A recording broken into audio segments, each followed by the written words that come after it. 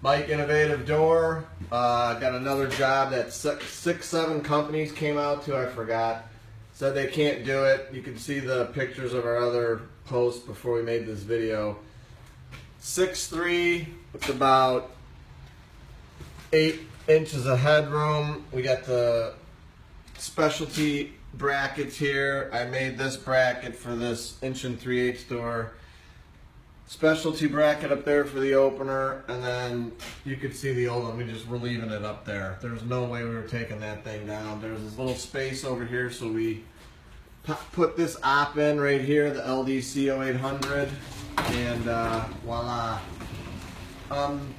Good thing about this is we don't have to use low headroom and lose a few inches on the height of the door. I mean, it does come down a little bit in the back, but you can see in the front here, we got complete opening, which is what the customer wanted. And obviously a brand new door with a brand new opener and an insulated door. So we got all that from Innovative Garage Door. And just like that, seals great. So for all your garage door needs, low headroom, give us a call, 630-271-9343, www.innovativeGarageDoor.com. Like us on Facebook. Check the link for further description and details.